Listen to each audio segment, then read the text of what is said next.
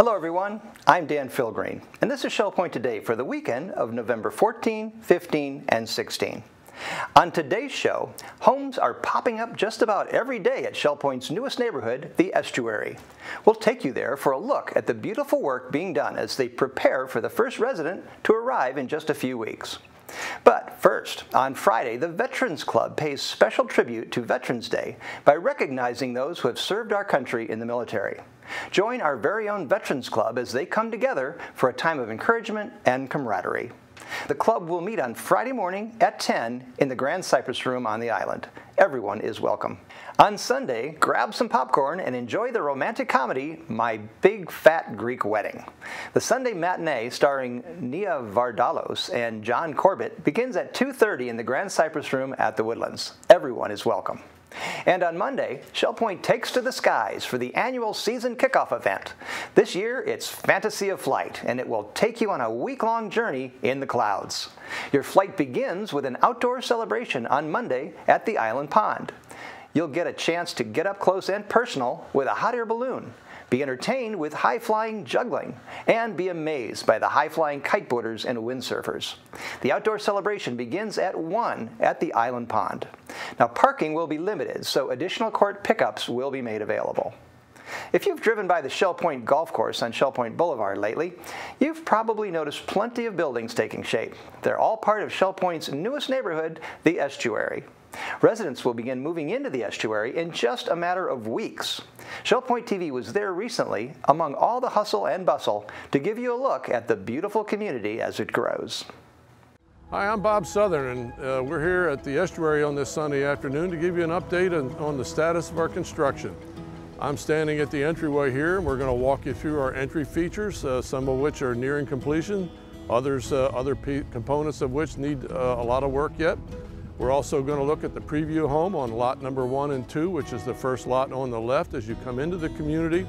We're going to walk through the community building to give you a look at what's going on inside that building and in and around it.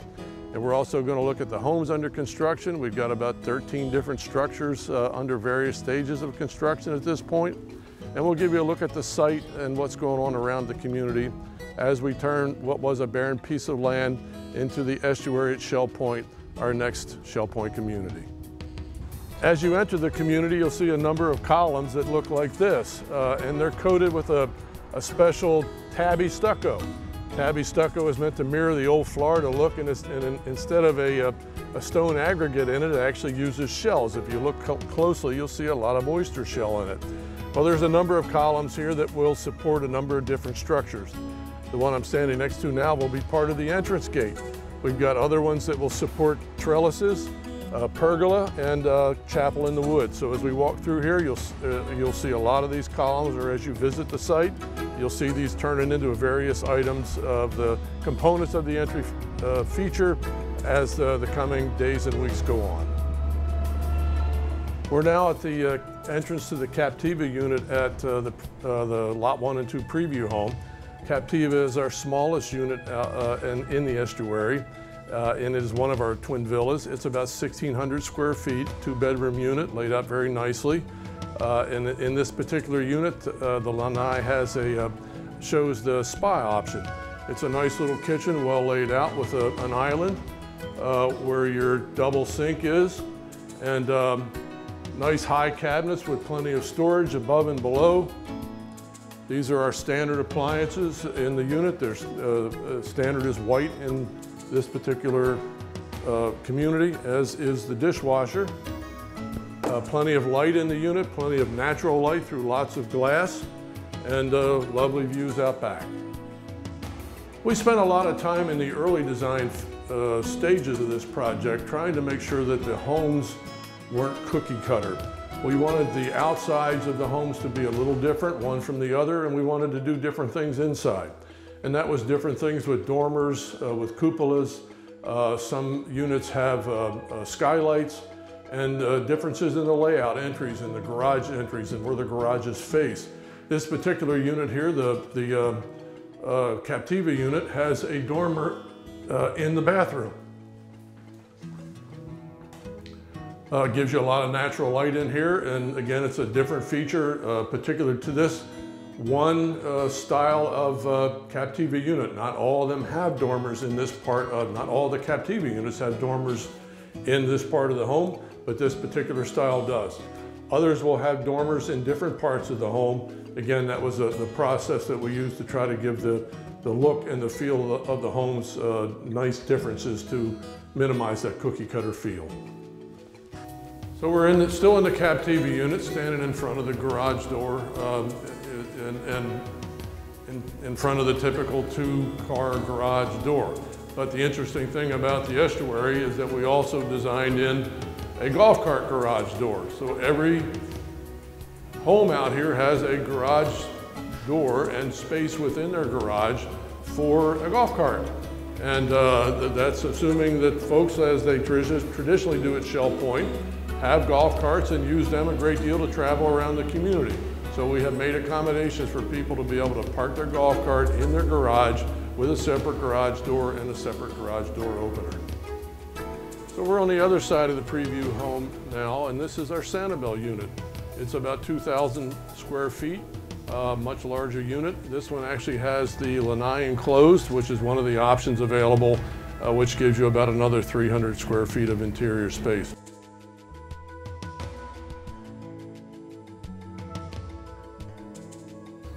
So now we're at the Estuary Community Building, standing next to the swimming pool. We're projected to finish this project out here in the latter part of this month into early December. Things are moving well, but a lot of work is yet needed. As you can see, the deck is completed around the pool. Inside is not quite done yet.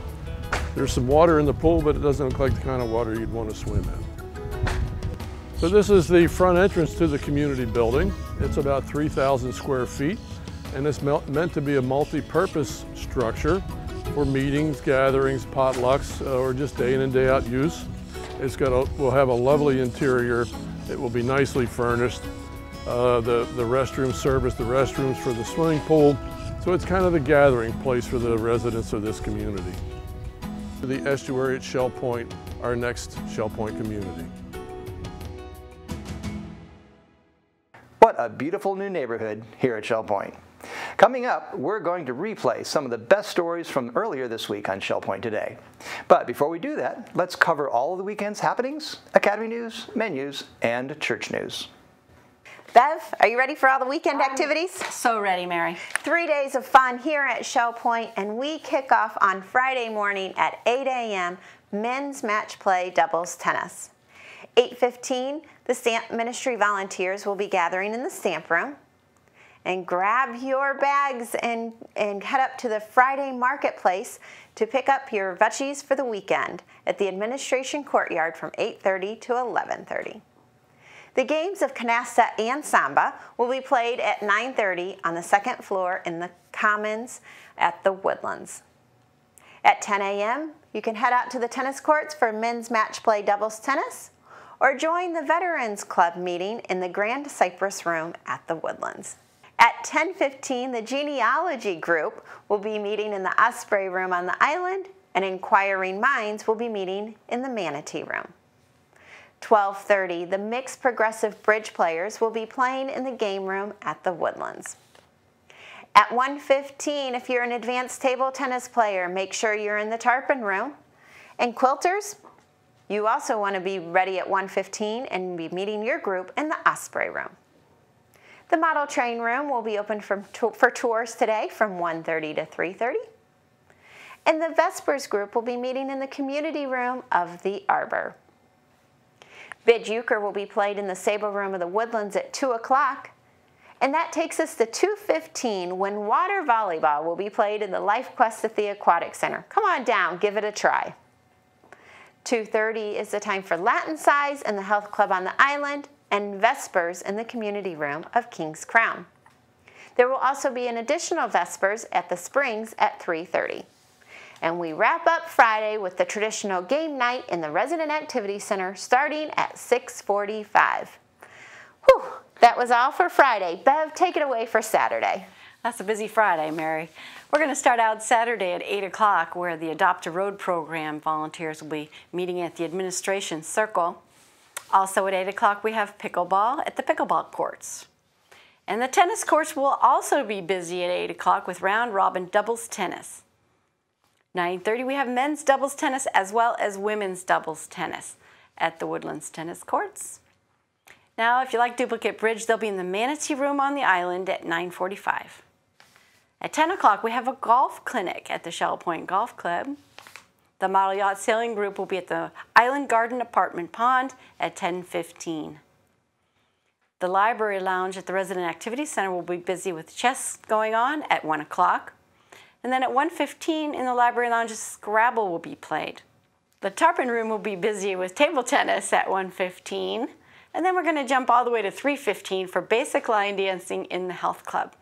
At 6:15, if you have signed up for Symphony Classical Series Transportation, court pickups begin at the island at 6:15, 6:25 for the Woodlands, and 6:35 for Eagles Preserve. Our last Saturday activity is 6:30, duplicate bridge in the Manatee Room. Now, here's Mary for your Sunday lineup. Sunday, we start with Christian Life Studies at 9 a.m. in the game room of the Woodlands and also at the Village Church. 10:15, we have our traditional morning worship at the Village Church, and it will also be broadcast live on Shell Point TV, Channel 13. Try out ballroom line dancing for beginners at the Health Club on the island at 3:15, and we wrap up the weekend with evening service at the Village Church at 6:15. That wraps up our weekend activities, and I'm just a little excited. Do you know why, Bev? I have an idea, but go ahead and tell me. Well, I think all of you know why I'm excited, because Monday kicks off the week-long celebration Flight of Fantasy. I look forward to seeing you all at the outdoor event at 1 o'clock to 3 o'clock on Monday around the Island Pond, and at all of the activities for the rest of the week. They are all going to be uplifting. We'll see you out on campus. Have a great day. Hello, I'm Terry Koleth with your Academy information for Friday. At 8:30, court pickup begins on the island for Academy on the Go number 4 to Otsego Bay Marine Science Center for those who have signed up. At 10 o'clock, a technology class, iPhone, iPod Touch, and iPad digital photography continues in the Sable Room of the Woodlands. I'd like to tell you what's coming up next week in the Academy of Lifelong Learning. On Monday, Talking is a new typing, Siri, with Bruce Findlay of Sundial. Skype Basics with Joe Kramer of Lakewood. Session 6 of Russia Under the Tsars. This time, the focus will be Nicholas II and the Russian Revolution with Seth Mendel. On Tuesday, Getting Around Europe on the iPad with Judith Krug of Eagles Preserve. The Academy is proud to present 2 flight-related programs during our community-wide Fantasy of Flight celebration next week. Tuesday, we'll welcome the Mosquito Control with T. Wayne Gale, Executive Director. And on Wednesday, we welcome Dr. Jerry Jackson, radio personality with The Wild Things on WGCU. Also an FGCU professor and national lecturer. This program has had such a long wait list that we've moved it to the church auditorium, so all are welcome. No need to worry about wait lists. Join us for the Birds of Southwest Florida. On Saturday, we have a day-long art workshop using the batik process. Menus for your weekend. In the Crystal Room, the Crystal Platter on Friday is battered shrimp with seasoned fries and coleslaw. The dinner special is the seafood buffet for $15.95, and the soup of the day is corn chowder. In the Island Cafe for lunch on Friday, the special is a Reuben wrap with side salad for $7.25. The dinner special is Chef's Choice for $8.25. Dinner specials in the Palm Grill on Friday are lamb chops for $22.95 or Florida lobster for $22.95. On Saturday, the Crystal Room is closed. In the Island Cafe for lunch on Saturday, the special is a chili cheese dog with baked beans and fries for $7.25. The dinner special is gnocchi chicken with buttered pasta and fresh broccoli for $8.25. On Saturday in the Palm Grill, the dinner special is prime rib for $19.95. On Sundays, the Crystal Room features its Sunday brunch for $17.50. In the Island Cafe for lunch on Sunday, the special is a ham, egg, and cheese croissant with fresh fruit for $7.25. The dinner special is Chef's Choice for $8.25. And the Palm Grill is closed on Sundays. Menus are available 24 hours a day at www.shellpoint.net. Hi, Randy Woods. I'm here today with Pastor Andy as we anticipate the weekend, looking forward to gathering for worship at the Village Church. And as we come together this week, obviously this is the end of our drive for the shoe boxes, an opportunity for folks to contribute to Samaritan's Purse. That's correct. I mean, it's an exciting ministry, as I think a lot of people here at Shell Point know who participate in the shoe box. And certainly there are things that can be done all over the globe. In fact, you can track your shoe box, know exactly where it goes. Yeah. There's the some technology is amazing. Yeah. And the story we heard with Janice Quinlan about her own personal involvement in the distribution of those boxes. So I remind you to bring your shoe boxes this weekend. Bring them Sunday, because after that, that will be gone, and we want to make sure that you have that opportunity to participate and to share in the ministry with the shoe boxes. But as we end that project, we start another one here as well. Much more local project, but certainly a very needful one in the area of Fort Myers area. Yeah, this is food for sharing. So those contributions that you make of canned goods will be brought to the church starting this Sunday, the 16th, and go through the 23rd of November. But the food for sharing benefits those here in South Fort Myers at the South Fort Myers Food Pantry. I know you've heard Jan Emmerich and Sue Stranahan speak about that. And it's a great way for you to participate and to make a contribution locally that would benefit those around us. But we share in worship, and we're continuing Sunday morning with our study in the book of Hebrews. That's right, the Superior Christ. And we're right in the middle of the book, and we're looking at the superiority of the priesthood of Christ right now. And in this particular part of the book of Hebrews, he's being compared to Aaron and to the priesthood of Aaron, and shown to be just so much superior. In fact, last week we talked about his perfection in the sense that he enables us to have access to the Father. He's also our eternal priest. He continues to be our high priest. He's not like the priests of Aaron who died, passed away, their priesthood changed, but he continues to be our priesthood. He's eternal, and he continues to do that and prays for each one of us who believe in him, and as a result secures our salvation in that regard. I think it's an exciting truth to recognize that my salvation and your salvation isn't so much dependent on us, but it's dependent on our Son, our Savior, the Son of God, who's right at the right hand of the Father right now, praying for you and for me. Yeah. That's exciting. And to further express that excitement, Charles Wesley spoke of this in his conversion experience, and he wrote the hymn, "Oh, for a Thousand Tongues to Sing," based on that understanding of the great grace displayed in our salvation and our forever salvation through Christ. Well, we're going to sing that hymn Sunday morning. Indeed. Calvin Johansson will be at the organ. He's playing Sunday morning, and special music with his wife Lois playing her flute. Oh, great. So we look forward to that Sunday morning. And then on Sunday evening at 6:15, we'll continue the study of parables. That's correct.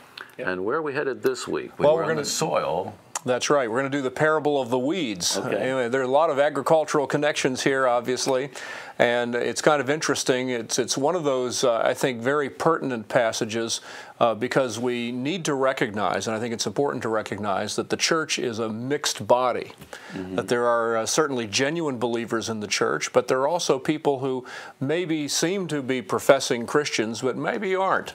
And some people want to I think, root out the weeds and tear them up. Jesus is cautionary about that. He wants us to let them grow together.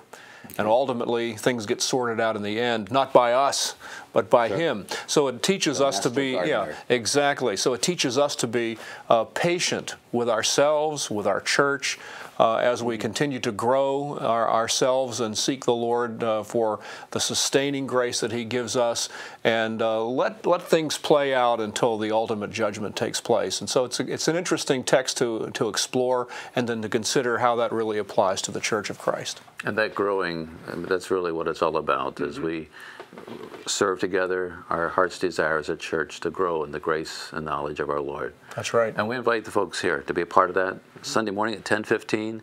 If you're not able to be out for the service, you can tune in and see the service live on SPTV Channel 13. And then in the evening at 6:15 at the Village Church. Come and be a part of the worship service. And remind you again, bring the shoe boxes. This is the last Sunday to collect those, or bring the canned goods. It's the first Sunday to start making those those donations for our community. Trust you have a great weekend. We look forward to the opportunity to worship together with you as we gather here at the Village Church. Now, a look back at some of the best stories from this past week. Earlier in the show, we told you about what's in store for the first day of Fantasy of Flight. Your pilot for the week-long event is Mary Franklin, and here she is to fill you in on the rest of the week's festivities.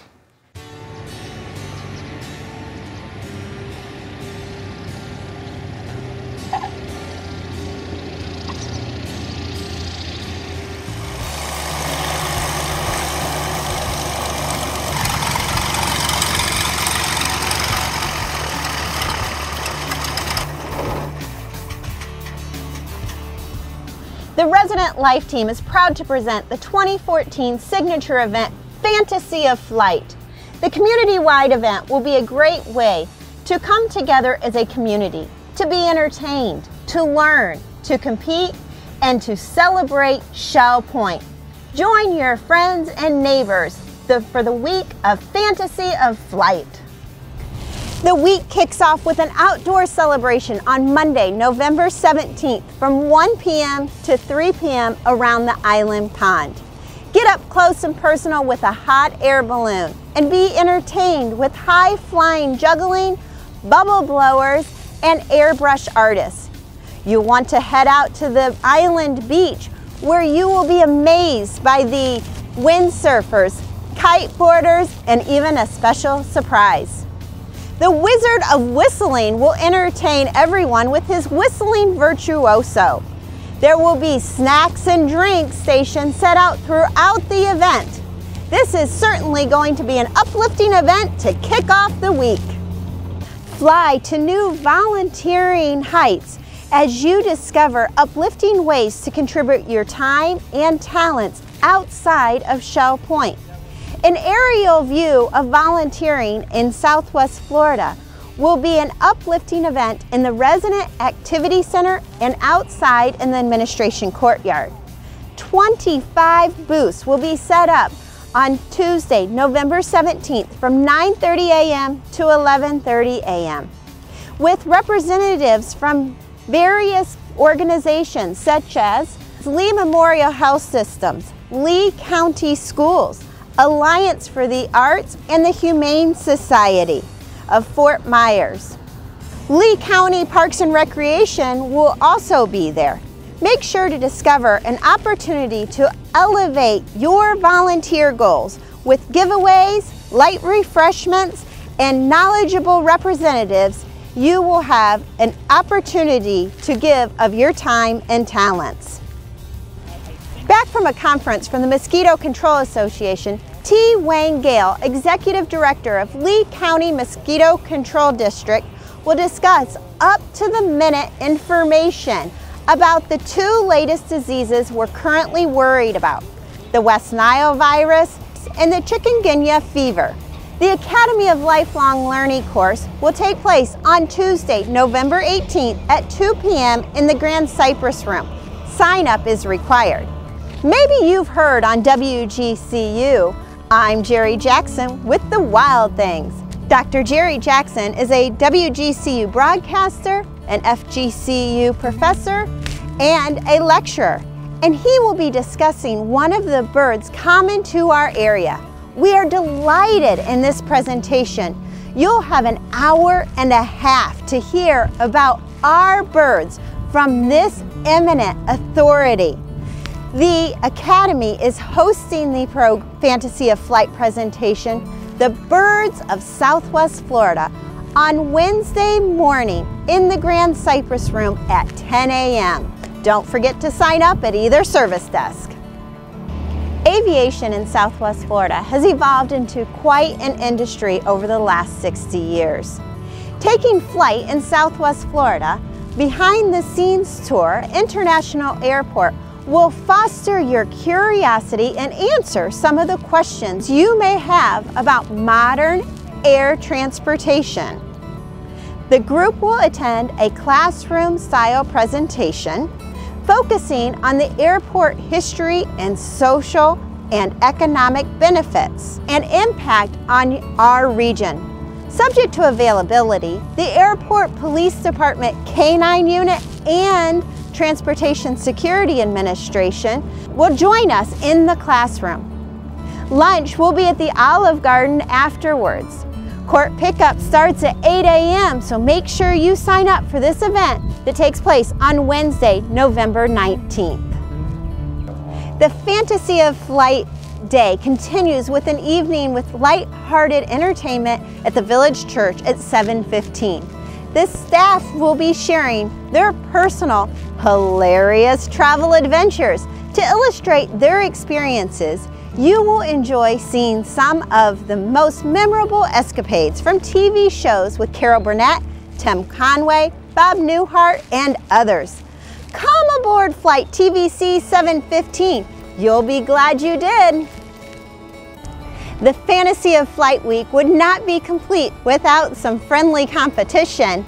On Thursday morning in the church, individuals, courts, or groups of residents are challenged to design and create your own airplanes.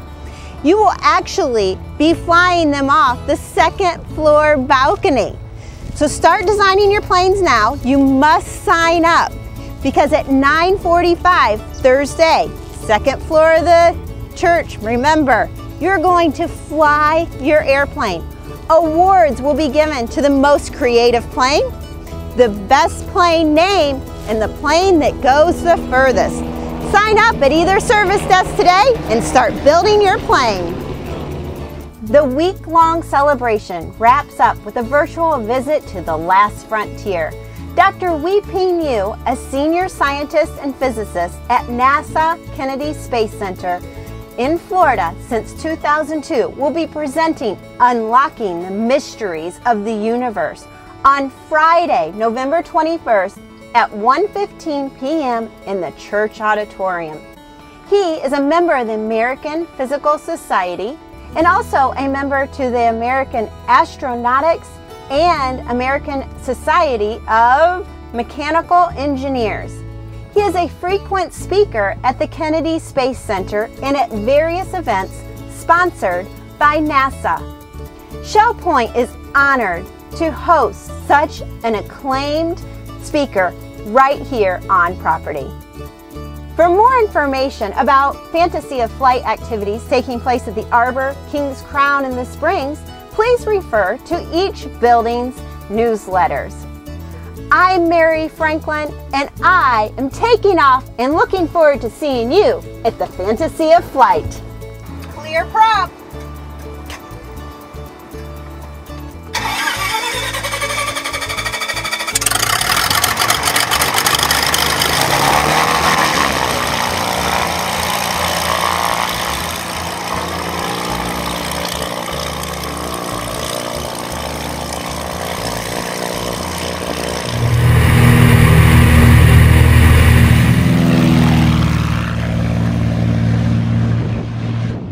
At Fantasy of Flight, you'll get the opportunity to soar to new volunteering heights beyond Shell Point. Dozens of volunteer organizations from across Southwest Florida will be here on Tuesday. Melody Desolé has more on how you can take part. Hi Shell Point, and welcome to Fantasy of Flight Week. I'm Melody Desolé here today to talk about an aerial view of volunteering in Lee County. You may be wondering why I'm standing in front of all these wonderful giveaways, but we'll get to that in just a moment.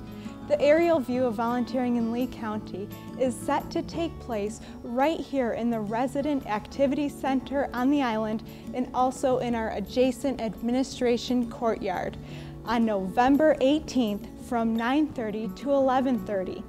We have over 20 different organizations from outside of Shell Point coming right here on campus to talk with all of you.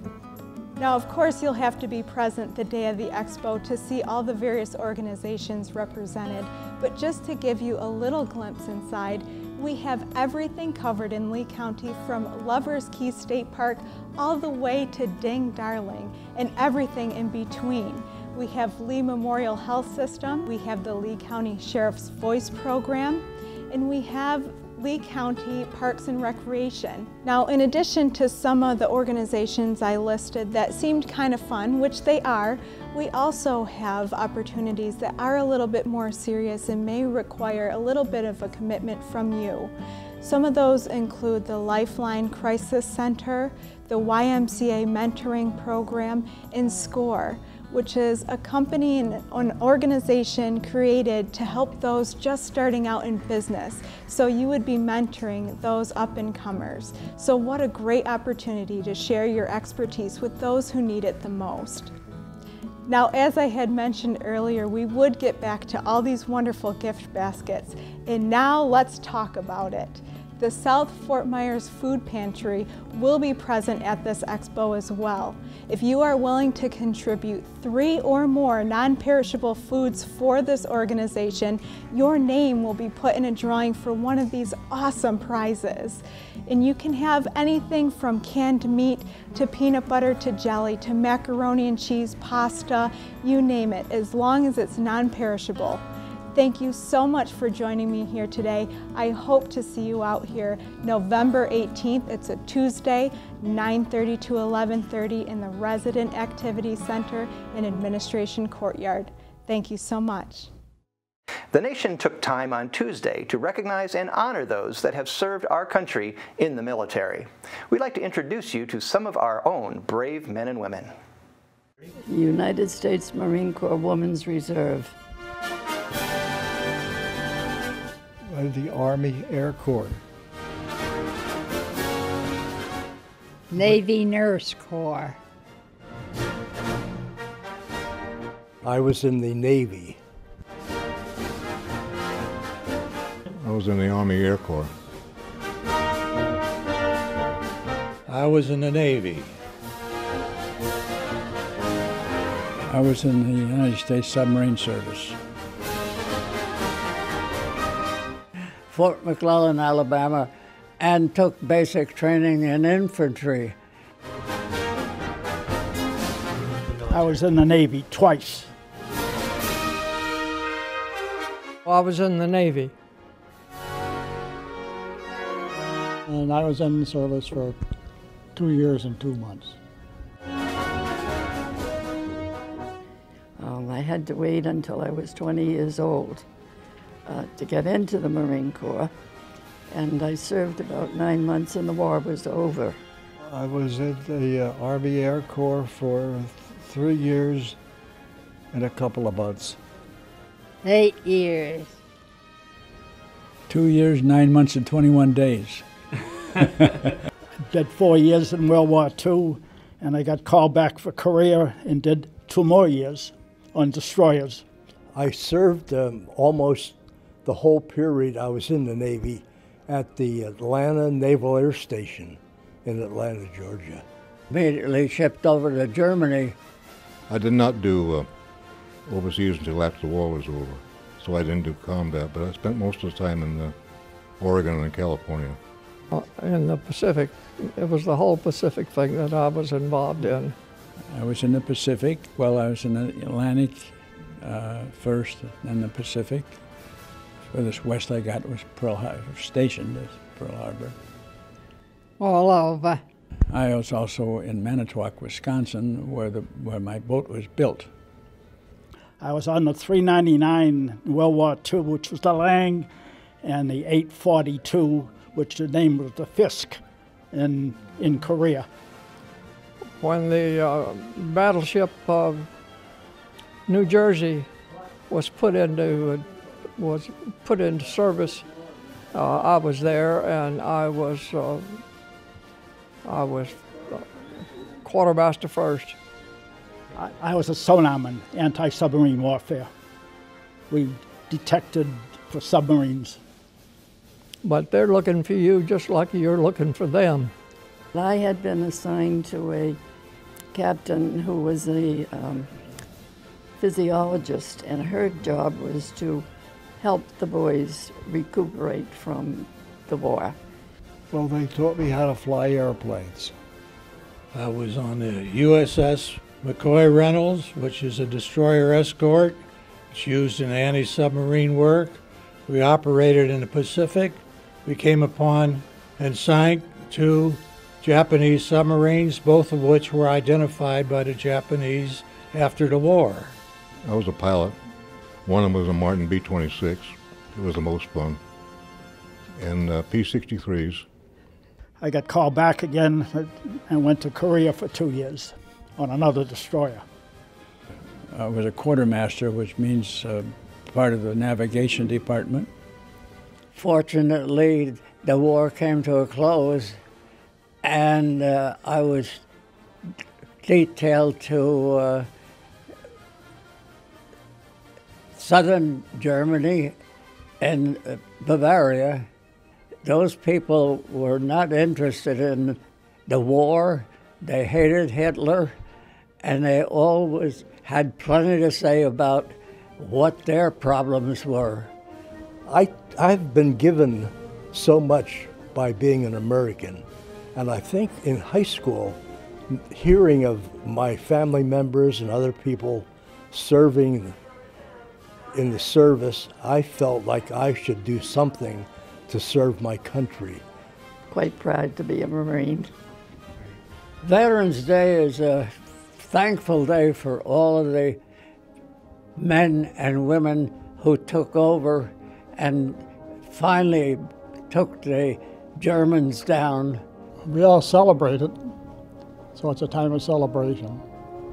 Well, I think it's a good time to stop and think about what we have that we tend to take for granted, and once a year probably isn't too often.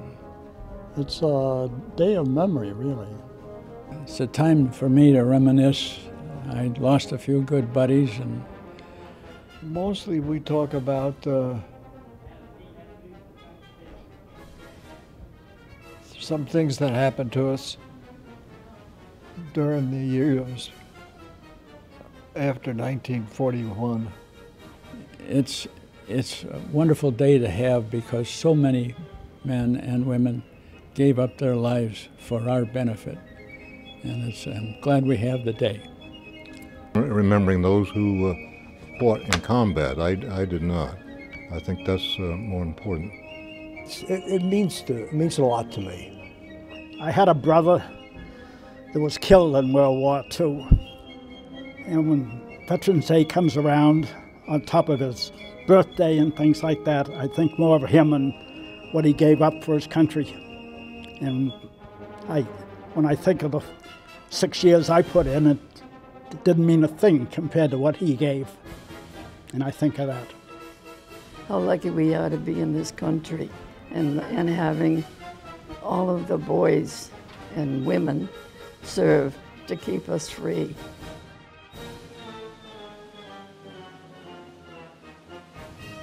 I would say that be a good civilian, a good citizen, serve your country well, so that your family and America can be proud of you.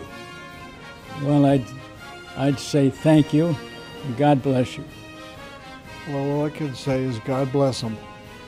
Just the pride in the country we live in, and to be sure that they know what they're fighting for and serving for. Once again, thank you to all the men and women who have served our country. If you haven't had the opportunity to kayak the waterways surrounding Shell Point, now is the perfect time. A new safety launch has recently been installed behind the village church, making it easier and safer for you to enjoy the sights. Let's take a look.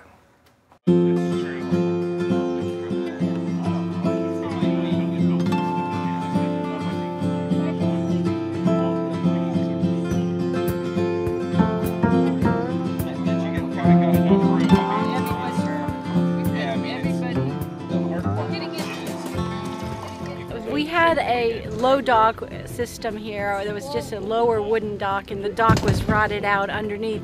It needed to be taken out and replaced. And I did some research, and we found this AccuDock safety launch type of a floating dock system, and it just looks so much safer, and eventually will be easy for the residents to be using to get in and out of their boats. when the water level comes up, the dock comes up, and the water level goes down, the dock goes down, so it's always going to be even with the water rather than having a big drop down with depending on the tide. So it's brand new, and they're getting used to it, and they're doing real well so far. Well, it was good. I got in it fine, and I got out fine. I felt the kayak was a little unstable, a little light, but I think the ramp is great. It's a great feature, and it was nice to see all the different ways you could use it. Well, it's something new, and we all have a little reluctance to try something new, but I think it'll work out. Well, I think it took a little bit of learning, and so I'm learning a lot about it. I'm glad the gentleman came from Estuary Outfitters today, and he helped us greatly, and I think that we're going to like it once we get used to it. I think it's a good thing for a lot of people. So thank you very much. So everybody should come out and try the kayaking. It's great fun. If you don't have a boat, I suggest that you come on some of the kayaking trips that we offer through Resort Services on occasion and see if you like it. And then once we got you hooked, then you can get a boat and come on down and use the launch with the weekly kayak group.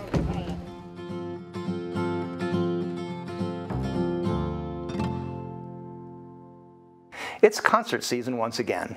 Many amazing shows are in store over the next several months, but it takes plenty of work and money to bring these shows here. Eagles Preserve resident and lover of the arts, Kate Sullivan, explains how you can help. Hi, I'm Kate Sullivan. For the 6.5 years I've lived in Eagles Preserve, I've enjoyed attending the concerts presented for us through the Fine and Performing Arts series, as well as the Concert and Conversation series. In fact, I had the opportunity to sit on the advisory board for these concerts. Members of the committee meet with staff to discuss what concerts will be performed and what performers will be presented, talk about pricing for tickets, and how to offer packages of tickets in a way to make it more affordable for the greatest number of our residents.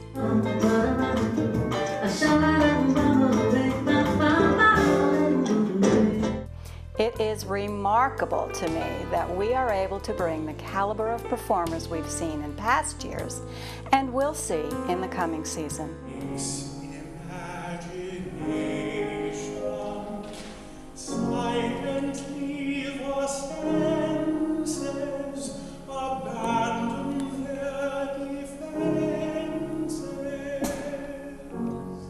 If you follow offerings in other concert venues in the region, you may have noticed that they are having to choose between raising ticket prices or bringing in lesser quality shows. Not only can we choose from a wide variety of music types and performers right in our own community, but we have not been asked to pay more for tickets.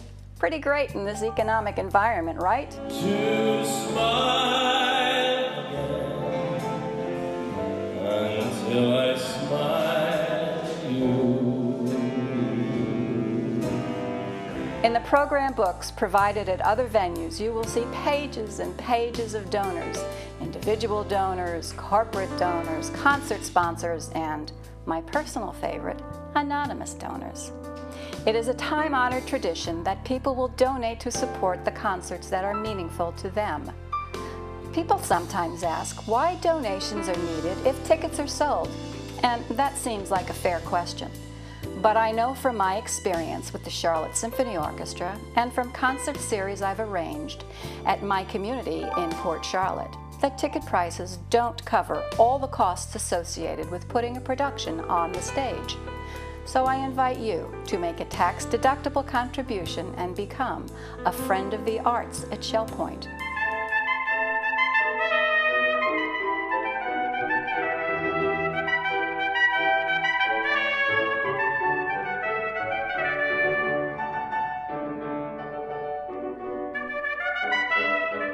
Whatever amount you care to send will be appreciated and used to offset the costs over and above what is covered by the ticket sales. Please send your check made out to Shell Point Retirement Community with the notation Friend of the Arts on the memo line and send it by campus mail to Dawn Boren. Or, if you prefer, you can drop off your check at either service desk and then your name will appear on the donor page of our program. On behalf of all music lovers here, thank you for your support. I look forward to seeing you at your concert series. The Employee Christmas Gift is a time-honored Shell Point tradition for residents to thank our staff. Each year, the residents contribute to the gift in order to help make the holidays even better for the hardworking and dedicated employees. Employee Christmas Gift Campaign Chairman Dick Wright and committee member Barbara Whitten are here to explain how you can take part. Hello. We're here today to discuss the 2014 Employees Christmas Gift. This is Barbara Whitten. Hello. Barbara lives in Oakmont in the Woodlands. I'm Dick Wright, and I live in Mockingbird in Eagles Preserve. Barbara and I are on this year's Employee Christmas Gift Committee. We're half of the committee. The other half members are John Burden of Lakewood and David Marriott of Spoonbill. Barbara and I are pleased to be able to speak with you today to answer a few questions that we frequently are asked about the Employees Christmas Gift. Barbara, let's try some of the questions and get started right away. Good. We receive many questions from people everywhere we go, and people phone us too. One of the questions we get all the time is this an employee-run program or is it a Shell Point-run program? Oh, we do get asked that a lot, Dick, and it is a resident-run program and has been from the very beginning, totally resident-run. That's important to hear. Shell Point is a no-tipping place and no gifts, so this is our one chance to pay back the employees who do extraordinary things for us. And it's sure good. I think it's a great policy that we don't tip all the time or don't try to out-tip each other to get better services. Yes. I think it's a great idea. Yes. People ask, how do I give to this program? When do I give to this program? And where do I give it? Well, this is a good point because now is the time to give. Absolutely. Our cutoff date to give is December 5. And if you feel up to it, today's a great day to send your check in because the cutoff day is it is totally honored and it will not go into the fund if it is not received by or before the 5th.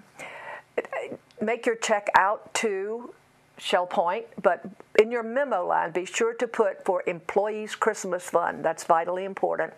Another way to give, of course, is to have it deducted or added on to your monthly maintenance bill. A small amount each month helps. But if you haven't done that, now is the time to make that check. Right, and you send it to the accounting department of Shell Point. The accounting department, the financial department, it will get to the right place. It will. I get telephone calls, and I'm sure you do too, and people stop you and say, okay, what's an appropriate gift? How much do I give? And I say, my answer is always whatever you're comfortable with. Yes. But then they ask a second question every time. Yes. Well, give me some guidelines. Yes. So what do you answer to that? Well, my answer is that your financial comfort level is how you answer it, and you can break it down 10 cents a day, which and Dick has done the math on that, and $1 a day. Just the most important thing to remember is what you are comfortable giving.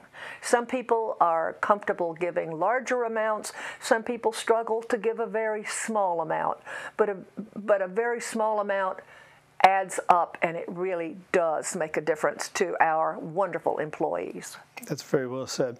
And what I do say sometimes is about 10 people a day touch me. They do something for me. They clean my front porch. They wash down the doors of the elevator. They make sure there's nothing on the sidewalk for me to trip on. They clip the bushes. I would say 10 people a day touch me. If I gave each one a dime tip every day, that would be $365 a year I'd be giving. Well, that's a great way to look at it, Dick. If I gave them a quarter, it'd be $1,000. So yeah, great way. It's a good way to look at it because if we were tippers here, if we were doing that, we're so fortunate that we are not tippers. This is the best way to do it, friends. People say, well, is this really important for the employees? Do they look forward to this? Well, I challenge you to look at the next employee that you come across who's been here more than a year. Ask them what the employee Christmas gift means to them. And I will promise you their smile will be so big and their eyes light up. They are so grateful. It is so meaningful to each and every one of them. Well, the committee thanks you very much. We've answered the questions that are most frequently asked. And now's the time to think about giving and helping all the folks who work here 365 days a year, really to make our lives nicer and easier and safer. You only have a few more days to give. Thank you for your generosity and your thoughtfulness. Yes, thank you. Have a good Christmas. Thank you. The Florida Everglades is filled with many wild and exotic animals, from alligators to bison to wild pigs. And recently, a group of Shell Point residents had the opportunity for an up-close look at the intrigue in the swamp.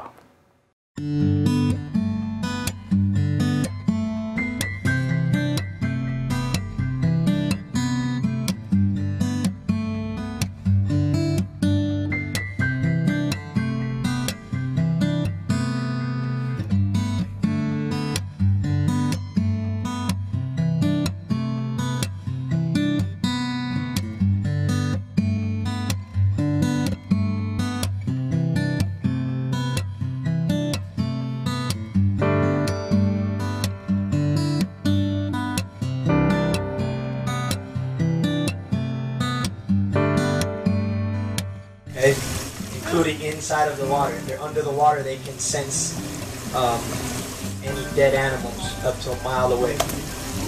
They've been around for kind of to immobilize the alligator so he can stop moving.